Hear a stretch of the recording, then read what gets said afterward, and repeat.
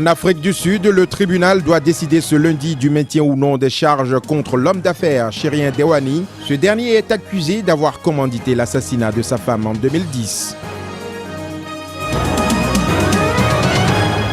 En Sierra Leone, un 10e médecin est mort après avoir contracté le virus Ebola. L'annonce a été faite ce dimanche par les autorités gouvernementales.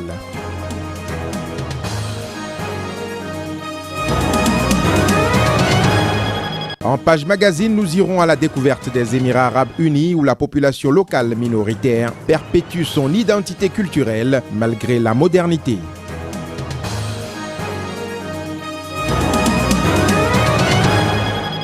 C'est un plaisir pour moi de vous retrouver sur SICA. Nous sommes aujourd'hui le lundi 8 décembre 2014. Mesdames et messieurs, bonjour. Nous ouvrons ce journal par la France. La réforme du droit d'asile sera examinée par les députés à partir de demain mardi, alors que les demandes ont quasiment doublé depuis 2007 pour atteindre environ 66 000 objectifs. Accélérer les procédures pour notamment désengorger les centres d'accueil pour demandeurs d'asile, un maillon essentiel pour aider les étrangers à faire aboutir leurs dossiers. Mais comment fonctionnent ces centres d'accueil? Je vous propose ici d'aller à la découverte du centre d'accueil de Châtillon, en région parisienne, géré par l'association Terre d'Asile. Reportage. Plusieurs fois par semaine, cette Ivoirienne passe au centre d'accueil pour demandeurs d'asile de Châtillon. Ce jeudi, elle vient y régler un problème de santé. Tchétchènes, Congolais, Nigérians, Ivoiriens et depuis peu Syriens, chacun est arrivé ici avec son fardeau de mauvais souvenirs, comme Dorcas, qui peine encore à raconter son exil depuis Kinshasa. Je croyais que j'étais empoisonnée, moi. Alors quand je suis venue ici, la première chose était la santé. Et je suis allée à l'hôpital, on m'a fait des examens, on a confirmé ça, j'ai un problème de coups et blessures là. J'étais traumatisée. Maintenant, je suis calme. 125 personnes sont accueillies ici à Châtillon, 1 sur 4 est en souffrance psychique. Le psychotraumatisme, souvent, il est causé par la proximité de la mort, en fait. Donc, globalement, une personne qui a subi une guerre, qui a vu quelqu'un de proche mourir, ou qui a été torturé, violé. Ils ont souvent mal à la tête, ils n'arrivent pas à dormir, ils font des cauchemars. Et dans les cas les plus graves, des gros problèmes de mémoire. La mémoire qui flanche ou le silence qui s'installe, des signes que les employés du centre d'accueil de Châtillon prennent très au sérieux. Car au moment où le demandeur d'asile plaide sa cause pour obtenir son statut de réfugié, chaque détail compte. Dans son récit, elle disait qu'elle participait souvent en tant que responsable politique à des matchs de foot. Et la question qui lui a été posée, c'était la couleur des maillots de différentes équipes.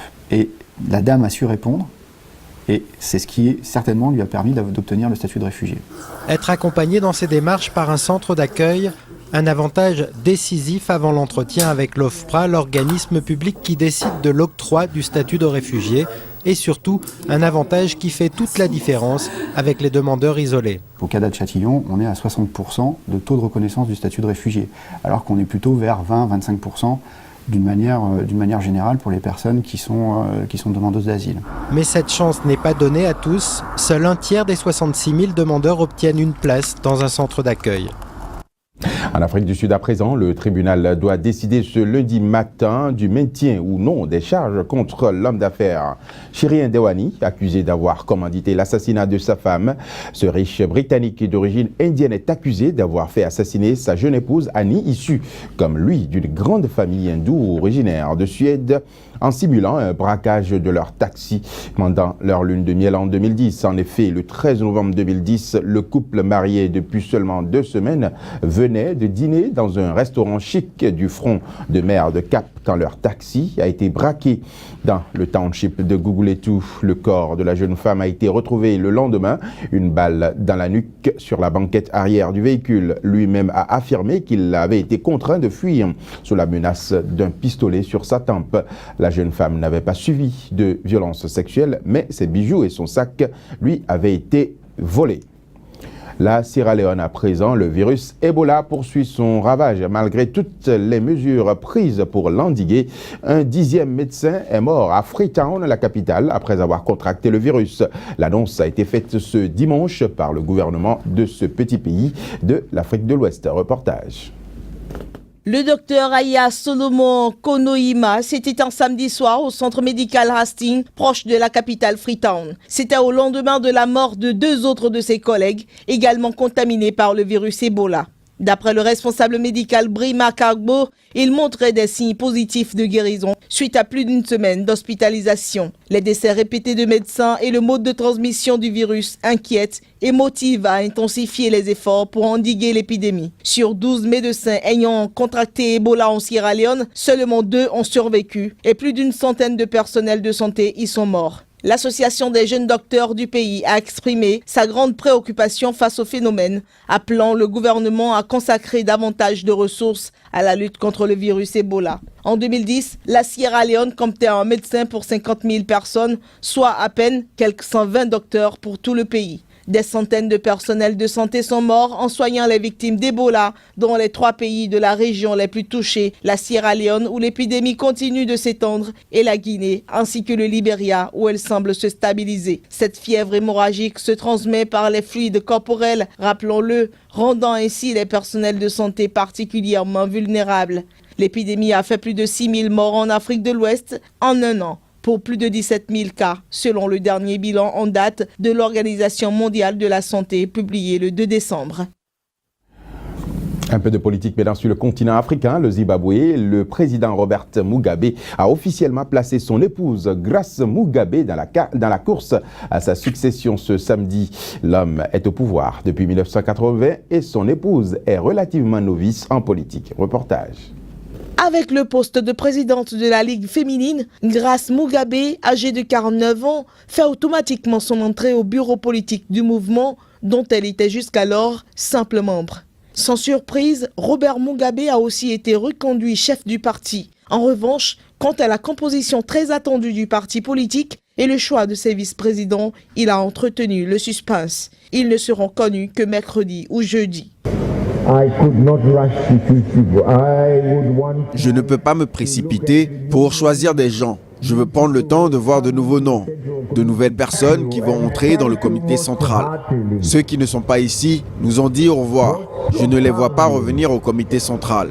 Je veux vous remercier et merci du plus profond du cœur d'avoir voté encore une fois pour moi. L'issue ne faisait pas de doute. Personne ne se présentait contre le leader historique qui a également été désigné candidat du parti à la prochaine élection présidentielle prévue en 2018. Il aura alors 94 ans. Un autre prétendant à la succession de Robert Mugabe a été nommé au comité central et garde ainsi ses chances. Il s'agit du ministre de la Justice Emmerson Mnangagwa. Relativement nouvelle dans l'arène politique, Grace Mugabe avait été à la surprise générale désignée en août pour briguer la direction de la Ligue féminine du parti. Elle pourrait avoir envie de parvenir un jour à la tête du pays. La République démocratique du Congo à présent, 36 morts, c'est le nouveau bilan de la dernière tuerie commise dans le nord de la province du Nord Kivu et attribuée aux rebelles ougandais des forces démocratiques alliées. Les victimes ont été tuées à l'arme blanche dans la nuit de samedi à dimanche à Beni, dans l'est du pays. Depuis octobre, plus de 200 personnes ont été tuées dans une succession de massacres à l'arme blanche dans la ville de Beni et ses environs. Le Soudan, à présent, les services de sécurité ont arrêté 2 figures de l'opposition, ceci après que leur formation politique se soit accordée pour unir leurs forces contre le gouvernement. Cette information a été donnée par un responsable de l'un des partis. Reportage.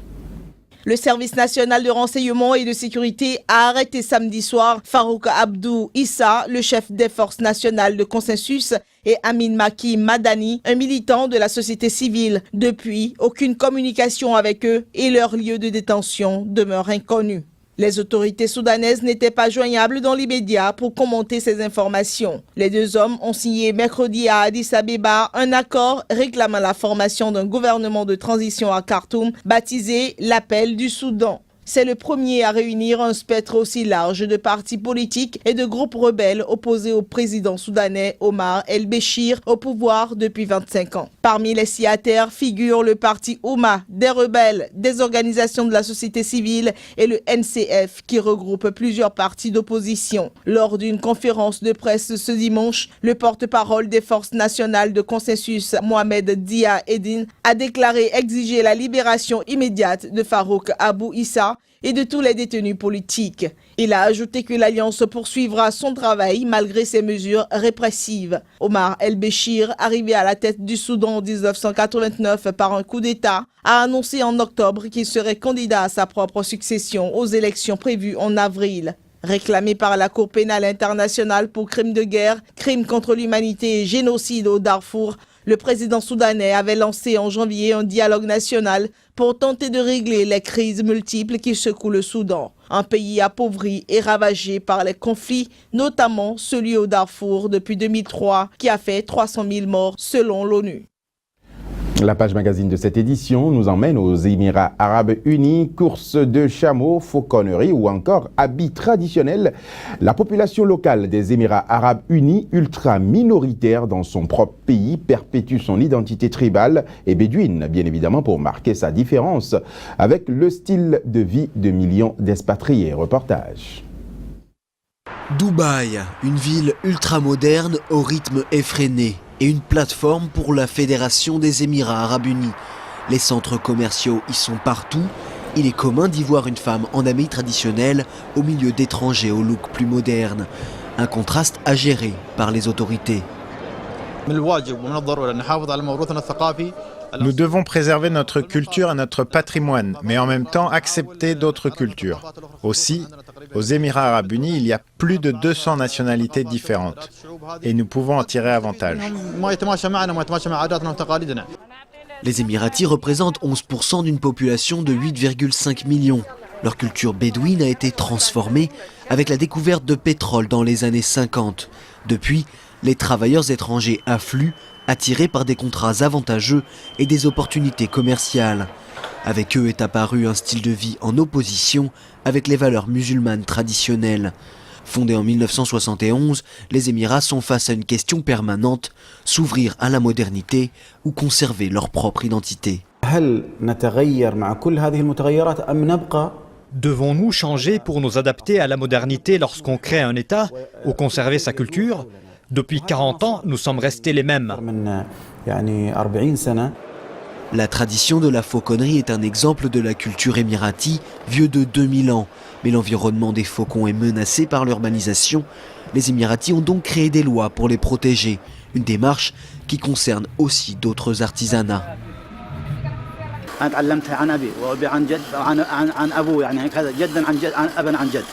Quand j'avais 6 ans, j'ai appris cet artisanat de mon père, qui l'avait aussi appris de son propre père. Nous n'apprenions que des artisanats en lien avec la mer, en lien avec notre style de vie.